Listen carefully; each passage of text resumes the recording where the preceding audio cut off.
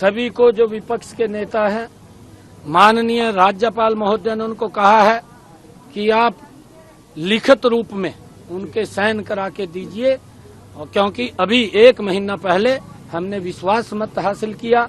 ये हर बार इस प्रकार का सगुफा छोड़ करके लोगों को गुमराह करने का काम करते हैं कि सरकार अल्पमत में है, क्योंकि कांग्रेस अब खत्म हो चुकी है। कांग्रेस के ऊपर जन का विश्वास नहीं रहा है, क्योंकि उसकी जो भ्रष्टाचारी नीतियां हैं, जो लोगों को प्रताड़ित करने का काम करते हैं, लोगों ने उनको नकार दिया है। अब वो कभी तो बोलते हैं अगर मोदी जी आ जाएंगे कि तीसरी बार संविधान को खत्म कर देंगे। अरे मोदी जी ने तो इस देश को संविधान के अनुरूप चलाया है, और डॉक्टर भीमराव अंबेडकर जी जिन्होंने ये पवित्र संविधान दिया, उसके 5 स्थानों को पंच तीर्थ के रूप में विकसित करने का काम भी, उसको भी सम्मान देने का काम भी नरेंद्र मोदी जी ने किया है। और अब झूठ बोल रहे हैं कि कभी तो बोलते हैं संविधान को खत्म कर देंगे, और अब बड़ा झूठ बोल रहे हैं कि आप हमें वोट दें। ये राहुल गांधी बोलता है एक झटके के अंदर कहा मैं गरीबी को समाप्त कर दूंगा। अरे भाई, तेरे पास कौन साला दिन का चिराग है कि तू उसको रगड़ेगा और रगड़ करके तू गरीबी को समाप्त कर देगा। गरीबी के प्रति मजबूत लड़ाई अगर किसी ने लड़ी है तो नरेंद्र मोदी जी हैं। इन्होंने तो लंबे समय तक, इसकी दादी ने कहा था 1970 के दशक में गरीबी हटाएंगे। राहुल गांधी बताए देश को क्या गरीबी हटी है। तेरे पिताजी ने कहा था कि मैं 1 रुपया भेजता हूँ, 15 पैसे पंचकुला में लगता है, उसने क्यों बंद नहीं किए। अरे तू तो इस पिछले 10 वर्षों में ये भी सुपर प्राइम मिनिस्टर रहा है।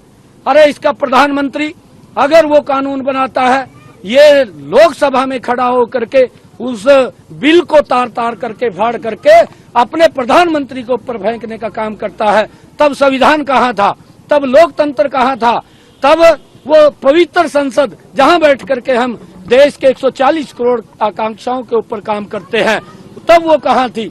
ये देश को गुमराह करना बंद करे। कांग्रेस को देश ने नकार दिया है। आज भारतीय जनता पार्टी घर घर जा करके, हर बूथ, हर घर जा करके एक एक व्यक्ति से मिल करके आज नरेंद्र मोदी जी को तीसरी बार इस देश का प्रधानमंत्री बनाने का काम करेंगे।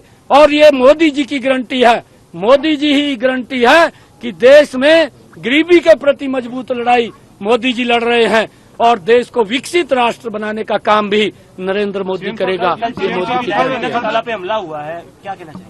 देखिए, दुर्भाग्यपूर्ण है, इस प्रकार के हमले नहीं होने चाहिए, क्योंकि अगर जो लोग इस प्रकार के हमले कर रहे हैं वो अपना बौखला चुके, हम ये बात कहेंगे।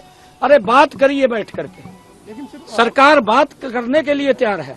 हमारे केंद्र के 5 मंत्री आए, हर व्यक्ति को वोट मांगने का अधिकार है, वो लोगों के बीच में जाएगा। अगर किसी को कोई दिक्कत है, कोई परेशानी है, वो बैठ करके बात करे। इस प्रकार से हमला करना और इस प्रकार से चोट पहुंचाना वो निंदनीय है। इसकी जितनी निंदा की जाए उतनी कम है। बीजेपी कांग्रेस पे आरोप लगा रही है, जेपी पर आरोप लगा रहे हैं सर कि इस तरीके की छवि के उम्मीदवार। इसके बारे में मैं नहीं देखे कुछ बोलता, परंतु इस प्रकार के हमले वो निंदनीय है। हर व्यक्ति को अधिकार है लोगों के बीच में जाकर के अपनी बात कहने का। हम भी अपनी बात कह रहे हैं, कांग्रेस के भी अपनी बात कह रहे हैं, जजपा के भी अपनी बात कह रहे हैं। निर्णय तो पब्लिक का है, जो काम अच्छे करेगा पब्लिक उसको वोट देगी। सीएम साहब, एक और निर्दलीय विधायक हैं बलराज कुंडू, उन्होंने भी चिट्ठी लिखी है राज्यपाल को। वो तो पहले लिखी हुई है। नहीं, वो लिखी है, मैंने कहा है कि वो साइन करके बताएं कि हमारे पास कितना जन समर्थन है। कांग्रेस जन समर्थन खो चुकी है, उसके पास जन का विश्वास नहीं है। जन का विश्वास अगर है तो वो भारतीय जनता पार्टी के साथ है। और मैं एक और बात आप लोगों को कहना चाह रहा हूं कि आने वाले जब ये सितंबर अक्टूबर में विधानसभा के चुनाव होंगे, तीसरी बार बहुत बड़े मैंडेट के साथ भारतीय जनता पार्टी फिर सरकार बना रही है, तीसरी बार हरियाणा में।